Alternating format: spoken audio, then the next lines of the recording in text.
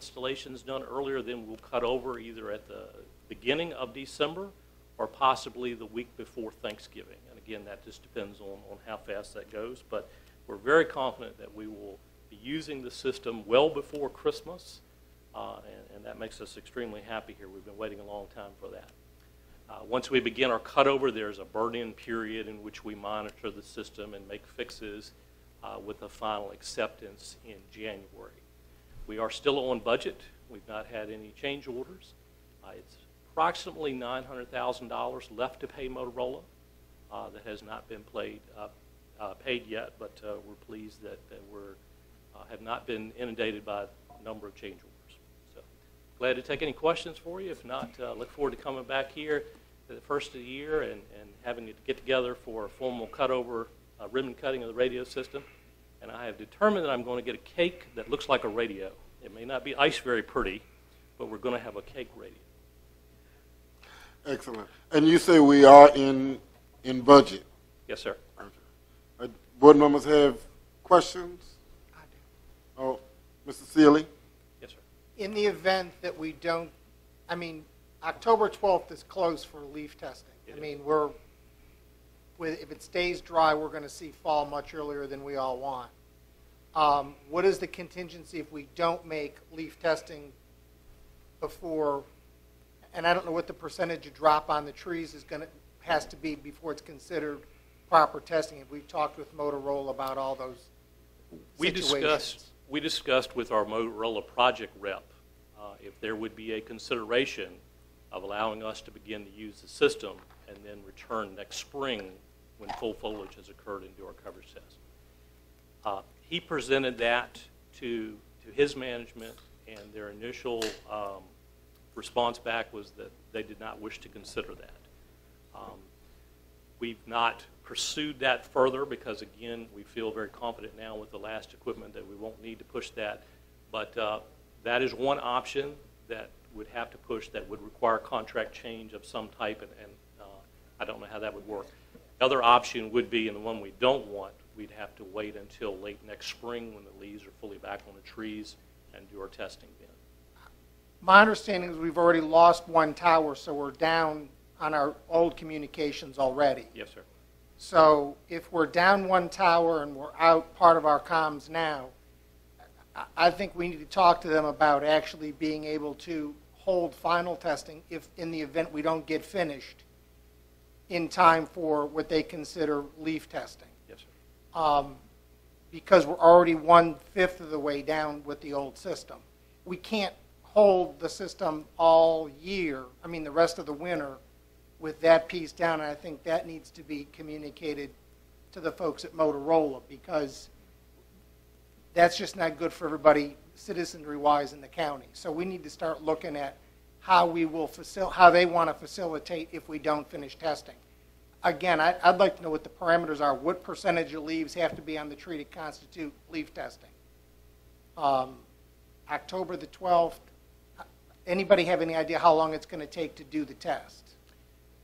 They have given me a date that we will be finished on or before the 22nd. They agreed to put more engineers here, and we've got more sheriff's deputies and sheriff's folks to carry them around, and they test each grid. So we're trying to speed that up so it didn't move into November. We can find out what they consider minimal foliage. Obviously, a certain amount of foliage causes system, loss. Right, degradation over distance, right. Distance. So we clearly don't want to come back and everything is great, and 3/4 of leaves have fallen off. So we will work with them on that, and we'll push again this option that we thought was reasonable about a contract change where we could take substantial use of the system. They would come back and test after the leaves came back on in the spring. We would hold back some money, but they would get a bulk of their money, and we'd hold back some money to work it out. But they didn't. Their upper management didn't want to consider that at the time, and we proposed that in early summer because we were having so much trouble with the STARS tower. We didn't think we were going to be able to make leaf testing at all, given what we were having getting the last site up and running. I'm not sure how we presented that to them, but as a public safety vendor, I would think they would be willing to do something that would help us to ensure public safety. And the fact that we owe them $900,000 makes my hand really good as far as public safety. So I'll be happy to talk to Motorola if you'd like me to. But I'm sure we can say in their contract, because they want to recognize the revenue. We may have to pay them the whole $900,000 to get that option, but they don't want the bad publicity. Once you pay, though, you know as well as I do that if we're not complete, But I'm already asking for something I shouldn't have asked for because the state police delayed me. If the state police hadn't delayed me, I'd be doing this test in June. Everybody'd be happy. So I can't be but so aggressive in my negotiation because somebody else messed up. But I can say, you're a public safety vendor. They've got a loudmouth supervisor who's going to tell everybody in the world that you didn't do the right thing. They want to work with us, and they want to recognize the revenue. I know how that game works. And I'm sure, given the fact that we're talking about communication and how important communication is, Public safety. I have no doubt that we will not be able to come through with some arrangement whereby we will be able to communicate. All we need is one person to die, and that would be just a horrible circumstance. So I'm sure that we're going to do what we need to do in order to and we may not even have a problem. October 12th may be fine, but in the event that it's not, I'm sure we'll have an alternative that will not include not having a system to communicate. Mr. Chairman, I just want a point of clarification. The state police didn't hold us up. It was just their tower. That was hung up with the Attorney General's office, Department of General Services. But we had a great. The state police were actually pushing on our behalf. So this one didn't want that to get in the paper that they were issued. And thank you Mr. for Chairman, that clarification. one question. Okay. Mr. Garnett, coverage, once the tower is complete for the county, we're thinking about 95%. Is that correct? Still, Yeah, based on all estimations? the contract calls for inbound portable coverage of 95% and outbound of 92.5%. And that's the targets that they'll be testing against. So the outlying areas at 5%, do we have any idea where that possibly could occur? We have the earlier coverage maps that were computer generated that show areas that may underperform or be subject to that. That would be validated. But we have an approximate idea or an area that may be problematic. In that area? It's not one. It's not one area. It's sort of everywhere. And the other thing with the 95 and 92.5% doesn't mean the radio won't work. It just Right. means that you may have to key up a Repeater couple also, times right. and move around. Now, in those areas, when you get inside a building, you're going to have issues with a portable radio. But 100% of the mobile is going to work everywhere, which we don't have today. And then the portables, most everywhere, they're going to work. And there's going to be places in the far reaches of Ladysmith area, Sparta, out the various places where there are going to be some holes in the coverage, maybe in some ravine issues, and the maps will show that. But I'm pretty confident that most of the populated area, most of the places we'll be traveling up and down the roads, the system's going to perform as it's supposed to. Right, but Mr. Cully, I just wanted that to be on the table because people are going to say only 95%, and they're going to assume that it doesn't work. The other 5 is not going to be here. But in actuality, we're talking about the mobile versus the Portable. The portable. Portable, The portable yeah, versus, right. Mobile is So we need to 100% make sure everywhere. that's- Fire truck, You need to make sure that's ambulance. communicated, though. Right, 100%. That'll be the first complaint. Understand. Okay. Other questions? When do we meet with Motorola again? I don't know that we meet with them again. They have a regular schedule. Well, staff does, but I'm looking at my calendar.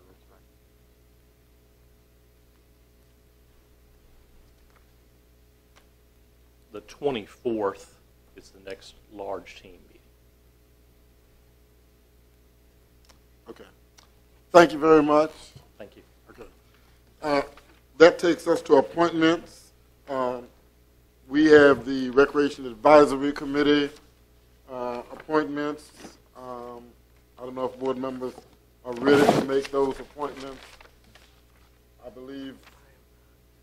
Mr. Chairman, I would like to make my appointment from the Madison District. I would like to appoint Mrs. Kim Taylor. Okay, do you have, Yes, sir, Mr. Chairman, I'd like to appoint Ms. Nicole Tillman for the Reedy Church District.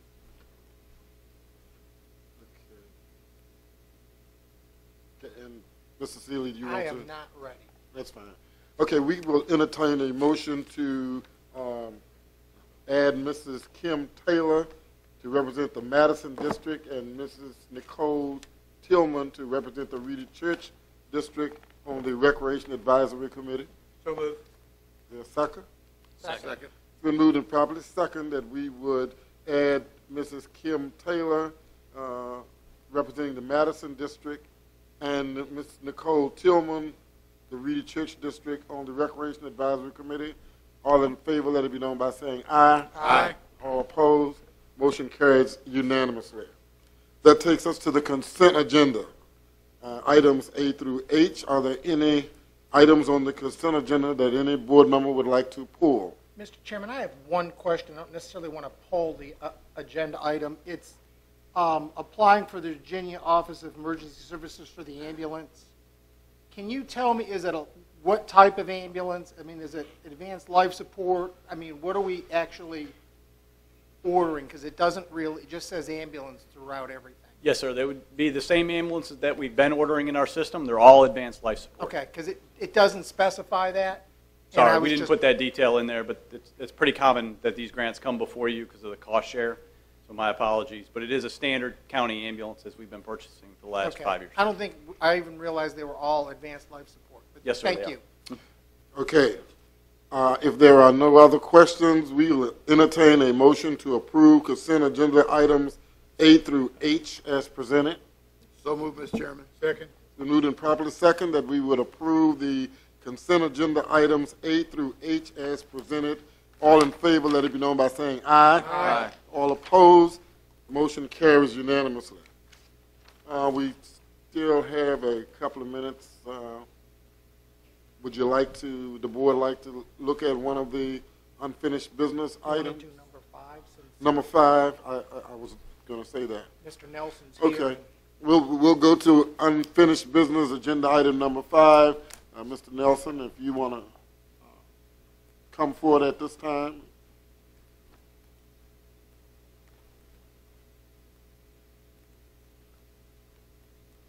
I know you're disappointed that you won't have to stay longer, but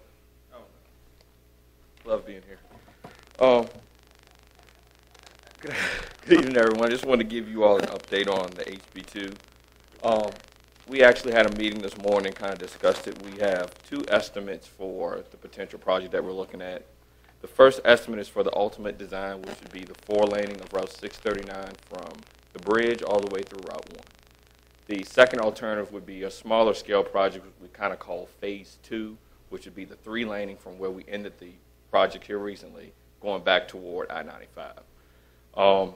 The cost of the ultimate option, as of right now, we've got a preliminary estimate of $19.78 million.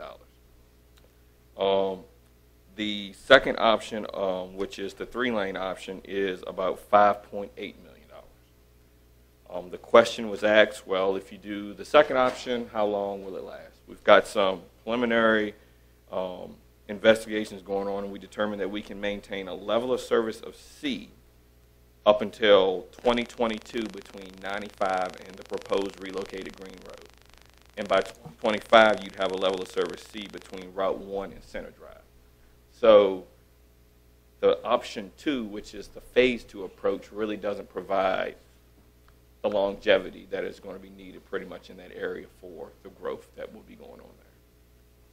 So the question has been asked, is it worth to go forward with the House Bill 2 application now, or do you delay 2 years and wait until there's some development that has gone on, the right-of-way can be squared away, and we can actually work through the PE on this project now?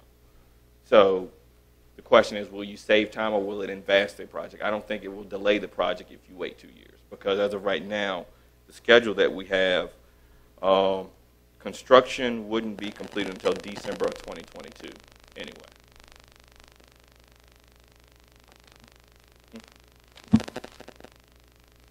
Okay, so your your recommendation would be that if we delayed the project, it wouldn't hurt the scope of the project since it's not going to come to fruition until. No, it wouldn't. And the fact of the matter is the county currently right now has revenue sharing on this project. And the county has available to put on this project the additional revenue sharing because there was revenue sharing on Dry Bridge Road also. So if the county elected to allocate all the funds that they had in revenue sharing and put on 639, it would be approximately $6.65 million total on that project right now. Okay, so you need a motion from the board if the board so chooses to go in that direction?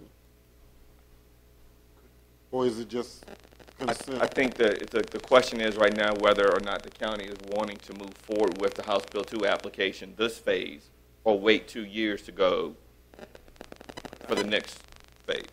Could I ask one question? Mr. Thomas? Mr. Nelson, you said if we did option 2, which is the 3-lane, it would be a level C. Yeah. For those of us who don't know necessarily what the VDOT's rating system are, can you give us an idea of a road in the county that's level C now? Oh, wow. I'm not prepared for that. I really can't give you an idea of what a level of service C would be, but I mean, I think the county strives for a level of service C on their roadways. So that was kind of the target we were looking at. F is the worst. So it's like a school grading system, A, B, C, D. Yeah. So what you're saying is we strive for at least a C in terms of planning. Mm-hmm. And if we do this, we would have a level C, but we would only have a level C for 6-7 years. Correct. And then we would be in a position where we had to do something else. Yes. Okay. Last follow-up to make sure I understand. Mm-hmm. Is there any problem in design if we do the 3-lane approach and then come back in 5-6 years and do the full? The only thing is during the design, we'd have to make sure that the stormwater management, we don't want to construct a project and then have to tear it up in the future. Right. So we would have to try to work those details out during the design phase. So if we plan for final phase stormwater management, final phase right-of-way, all of that, we could still do it in phases and have the same standard traffic conditions. You could potentially do it in phases. The only thing is, like with the right-of-way that's required for the 4-lane with divided is a whole lot wider than we would require for the 3-lane. Right. And we don't purchase excess right-of-way for a planned project. But you could, in the future, you could have the county get involved and at least put a what's when you do a temporary thing, like a hold on the right-of-way. I guess the county could do that. Yes. I guess the question that I would have, though, how is future, excuse me, I guess the question that I would have is, how does future business and industry impact that? I mean, Oh, it's going to impact it greatly in the future because, I mean, the frontage all along 639 is going to be developed at some point in time. right.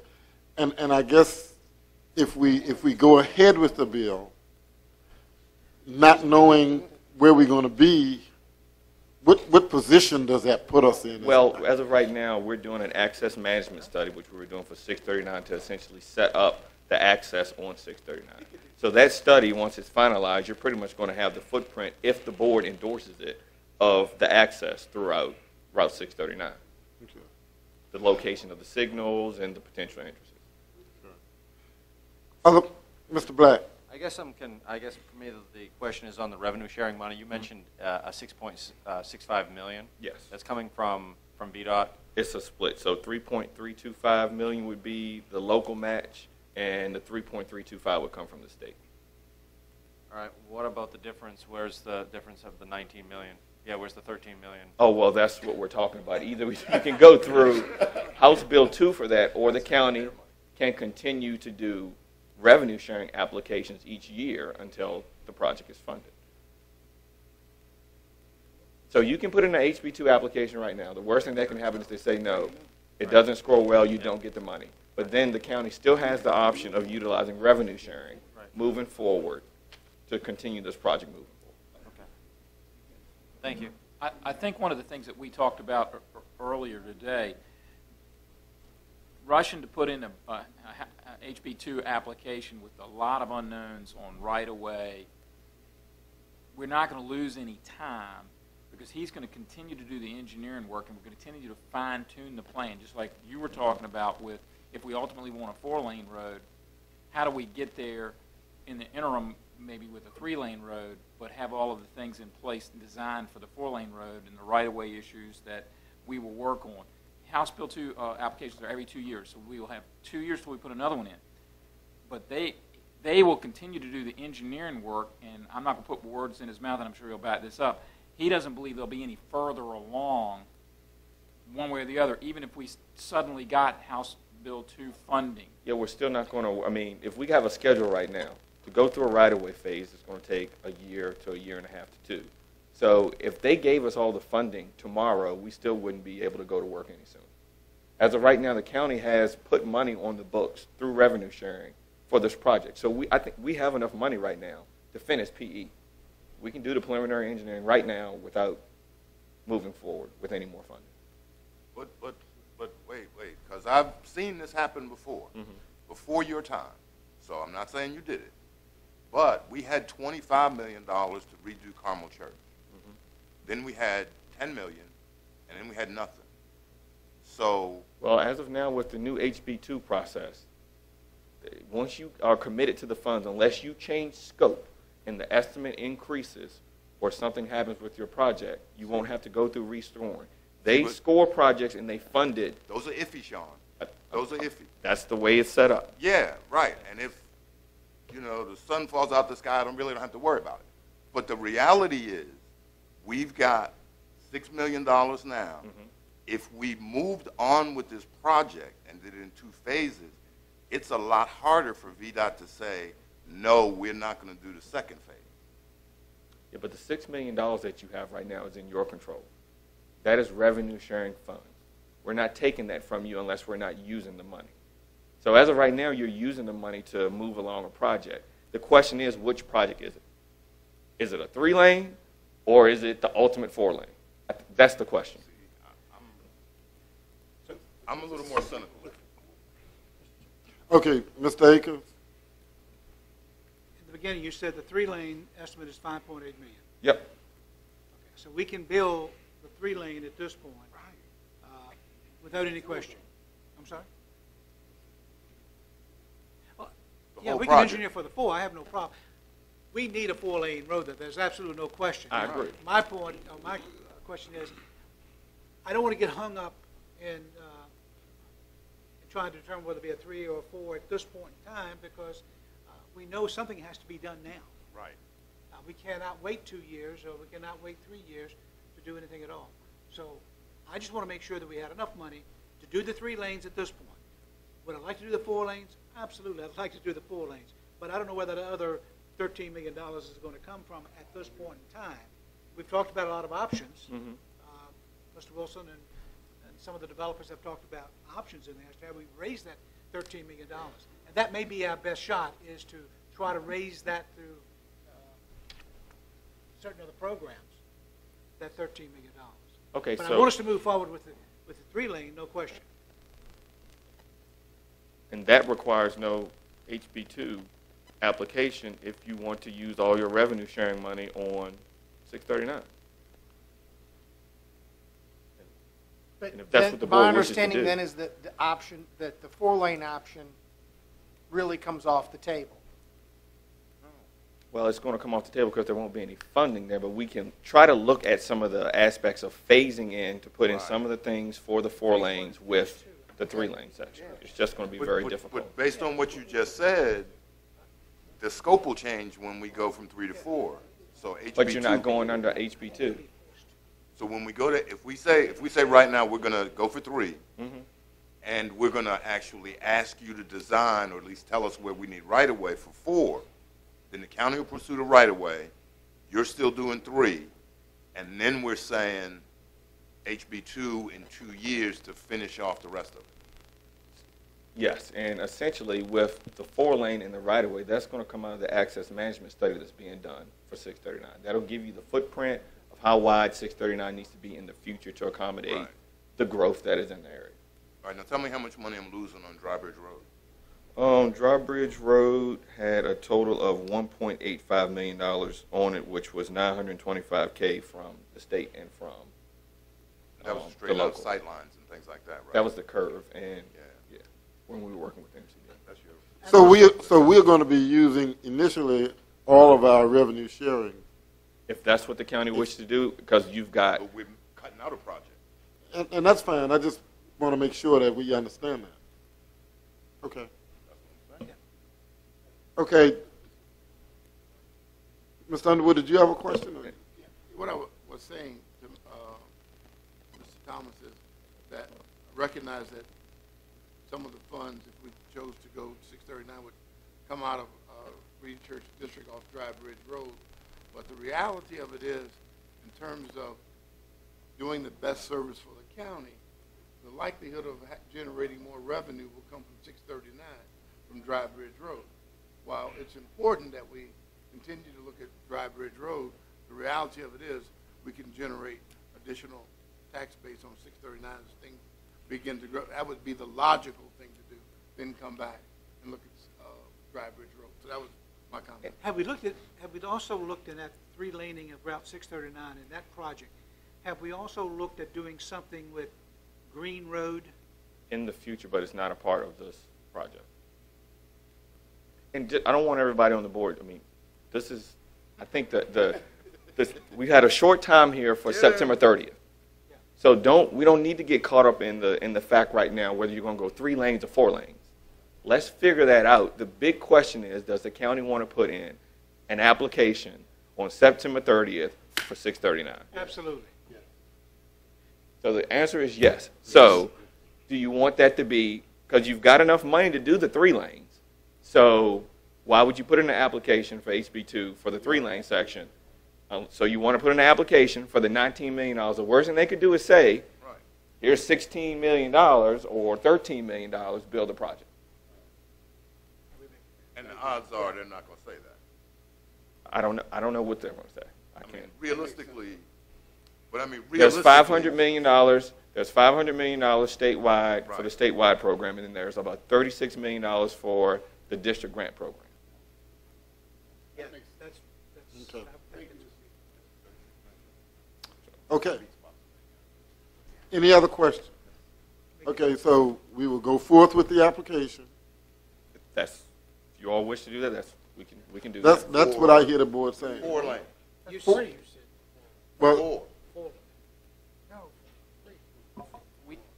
that, No, it was We already got the money it was for for 4. 3. You've already got, You got enough money for 3. Okay. We go for 4. and then if you don't get the money, Then we can still go ahead and keep moving for with 3. the 3, yes. And then in 2 years, we apply for 4 again. I have a question. Yes. Why is the cost? Because from Rice Chapel Church to the intersection, it is 3 lanes now. Mhm. I suppose it's having to buy right away at Like the turn intersection lane. there in order to make room And- for turning and- lanes and other. And I will tell you this, that the numbers that we're working on right now, the right-of-way staff has not given us hard numbers. So I'm working off a designer's estimate. But the right-of-way cost for the ultimate option, which is the 4-lane, is about $1.83 million And right away. in right-of-way and utility relocation. Now, this is a rough number. Our right-of-way staff is still working on it. But if the county throughout this process is able to get right-of-way from developers, that cost goes down. And if the county wished to put on their application for House Bill 2, there is no right-of-way cost because they feel they can negotiate that, then we reduce the estimate. So, I mean, there's still some things that we can work at. But, I mean, if the county wishes to move forward with the 4-laning right now on an application, I guess you really don't have anything to lose. okay. Okay. Thank you. Do we need a motion to do that, or? Okay, if we can accept a motion at this time. I'm going to make that motion, Mr. Chairman, that the county proceed proceed in the HB2 application process through September 30th Second. for a 4-lane project. Okay, it's been moved and properly second that we would pursue the HB2 application at this time for 4-lane. All in favor, let it be known by saying aye. Aye. All opposed, motion carries unanimously. Thank you, Chairman, Mr. before Mr. Nelson sits down, I want to say thank you for meeting me a couple of weeks ago. You were right on as to what needed to be done over there. I don't know that anybody else saw it the way you did in the beginning, but you certainly helped all of us to see that what we were asking for really wasn't what we wanted. That's what I'm here for. Appreciate that. No problem. Thank you. Thank you, Mr. Nelson. Okay, we can take a few minutes recess, and we'll come back at 7:30. Reopen the Caroline County Board of Supervisors meeting September 8th, and it takes us to the public comment section of the agenda. The public comment section is that portion of the meeting where citizens are allowed to approach the board on any issue that is not either a public hearing or on the agenda for discussion. If citizens would like to approach the board, you may. At this time, we ask that you state your name and your district if it's applicable, and we ask that you would keep your comments to 3 minutes. At this time, I will now open the board meeting for public comment.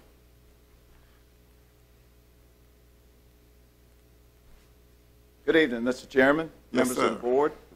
My name is Wayne Brooks. I'm in the Bowling Green District. With me tonight is Kathy Burchell. She is also in the Bowling Green District. We are here representing the Caroline Historical Society. I'm the president this year. Kathy is our treasurer. And we wanted to come and personally thank the board and especially the staff, Gary Wilson and Kathy Beard of the Economic Development and Tourism Department, for their efforts in obtaining copies of some historical documents from the state library that the county did not have. And we really appreciate your support, and Kathy will give you a little more detail on those documents. But again, we thank you for assisting us in promoting and preserving Caroline's history. Thank you, sir. I think actually that you all paid for the conservation of these documents according to the letter that I got from Audrey McElhaney in the Library of Virginia. This is a laserjet copy of a deed. I believe it is an 1802 deed. We have the copies, all of them back there. There's an 1802 deed from the executives of George Washington to Robert Lewis. There's an 1803 deed, two 1803 deeds, and two 1804 deeds. What is available at the Library of Virginia, if you wish to do this, they are transcribing old documents and conserving them. There are additional Caroline County documents. They are available for conservation should we wish to do so. And Sarah just told me that you can go on the website under the library website and actually work on the transcribing of these documents yourself. And then they're checked, and we are helping preserve these documents. These documents that we have the copies of were probably sent to the state library in the 1950s by the then clerk of the court, Ray Campbell. And we just want to thank you for the fact that these came back to tourism in April, the end of April, and Kathy Beard brought them to me in July. And this is the first opportunity we've had to come and say thank you for making these available. And then also you need to see, you got to be able to read cursive to be able to read them. So, but anyway, thank you all very much. Thank you. We appreciate again.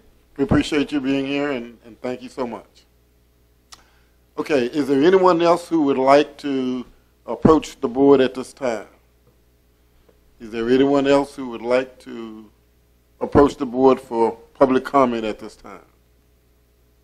Finally, is there anyone else who would like to approach the board at this time?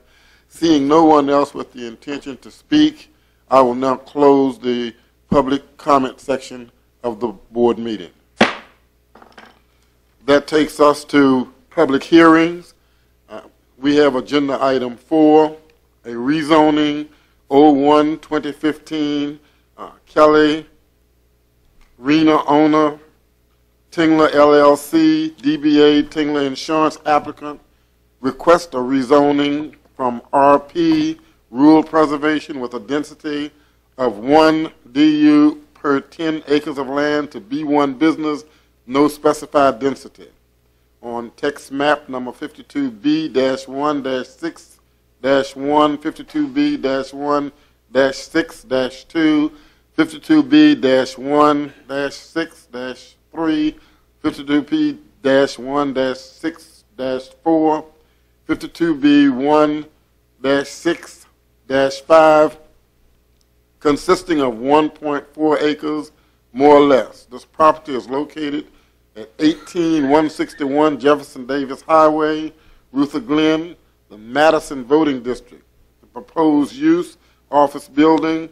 The 2030 comprehensive plan identifies this area as being located in the Ladysmith primary growth area, designated as community business with no specified density.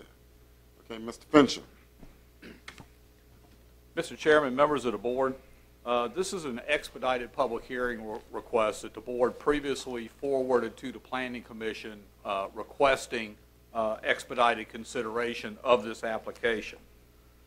The applicant, Tingler Insurance, is requesting a rezoning of approximately 1.04 acres of land from RP to conditional B1 on the west side of Jefferson Davis Highway, just south of the intersection with Route 639, Ladysmith Road. The 5 parcels comprise what was formerly known as the Old Caroline Market. There was a small retail store there with gas pumps. It was there for years. Caroline Market went out of business, and it's been used for various different uses over the years since it went out of business. Small retail store, an apartment unit. Most recently, the building was used as a church. The applicant is requesting conditional rezoning to B1 to allow the relocation of his insurance office, which was previously permitted as a home occupation. He's outgrown that site, wants to be able to expand his business, necessitating the need for the B1 zoning, and is looked at this location to allow the expansion of his business. The applicant has proffered out a number of uses, so the uses that are left are consistent with the community commercial designation in the comprehensive plan. Since the Planning Commission forwarded the recommendation, the Health Department has inspected the site. They have received approval from the Health Department based upon the existing utilities, on-site utilities, for 8 full-time employees at that location. The applicant has proffered, should the site be redeveloped or the drain field fail or need to be upgraded, that they would connect to the county utilities at that time. VDOT has opined that they have a large commercial entrance now, somewhat of a free-flowing commercial entrance where you can enter and exit the property based along the entire length of the frontage. Applicant has VDOT has requested that they make some improvements to the frontage there to channel the ingress and egress to the site, and the applicant has agreed to that, and that will be accomplished during the minor site plan for the process. The Planning Commission did forward this to the board with the recommendation of approval, and with that, I'll answer any questions that the board may have. Do board members have any questions prior to the opening of the public hearing? If not, I will open the public hearing at this time for rezoning 01-2015. Is there anyone, well, before I do that, would the applicant like to come forward at this time? I'd like to thank the board for taking the time to hear this. Mostly, if you guys have any questions, I'd be more than happy to answer them. Have had quite a few in-depth discussions with the zoning board as well as Mr. Fincham and his staff.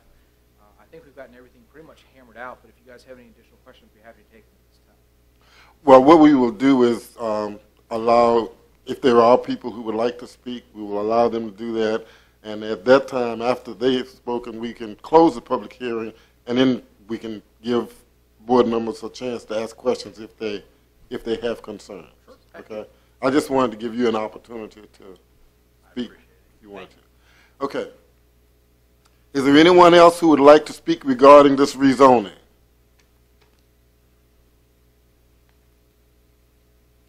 Yes, sir. Mr. Chairman, members of the board and staff, my name is David Stork. I live at 115 Milford Street in the town of Bowling Green District. I own the property immediately adjacent to Mr. Tingler's proposed rezoning, immediately to the north of the property. If you'll recall, several years ago, I was before you and requested rezoning on that property. I was very surprised when I saw this and was notified by staff that it wasn't already currently zoned correctly, because it was a business for years. I'm here to ask you to support the rezoning. It's a wonderful addition to the area there. I know that the building, the old Caroline Market, has been kind of in a state of disrepair in the last few years, and I look forward to Mr. Tingler moving his business there and improving the looks of the neighborhood. So I support it 100%. Thank you, sir. Thank you. Is there anyone else who would like to speak regarding this rezoning?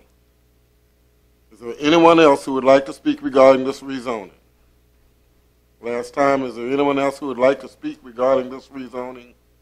Seeing no one with the intention to speak, I will close the public hearing at this time, and I will ask board members, I believe Mr. Akers, this is your district. Would you like to comment on this at this time? Thank you, Mr. Chairman. I would. I've known Lee, and in fact, I knew his great-grandfather and great-grandmother and his grandparents and his parents, and now Lee and Jessica. I certainly support this rezoning, and I would certainly encourage the board to support it. Lee, in fact, he lives across the road from me now. We're neighbors, and he certainly has maintained a home business there and done quite well, and has maintained it quite well. And now he's growing, and I'm happy for him that he's able to grow and to move into his new office building. And I think that he will do a great job there as well. So he's talked to me about what improvements he plans to make to it. It'll look 1,000% better than it does today.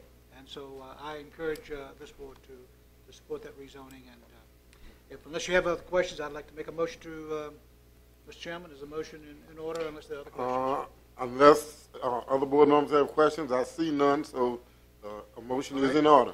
Second. I'd like to make, you have questions? No.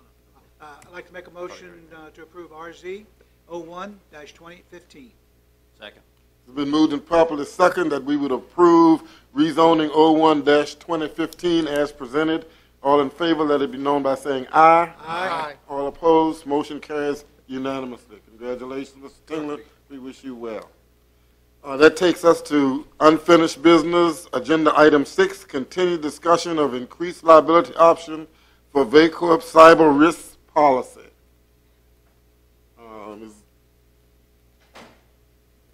I'll tell you what, I'd just like to make a motion, we go to 2,500, go to 250,000, and sit the year and make a determination at the next budget cycle, if that's okay. Second. It's been moved and properly second that we would go accept the recommendation basically from staff. That's what you're saying? Yep. Okay, all in favor, let it be known by saying aye. Aye. All opposed, motion carries unanimously. That takes us to agenda item number 7, continued discussion of Richmond 2015 bike race. We invited Mr. Miller here, and he's present and will come forward. There were some questions, I believe, in our last meeting regarding the the bike race, and so we asked that someone would come and answer the board's questions. How are you doing, sir? Good. How are you? All right. We're pleased to have you. We discussed this in our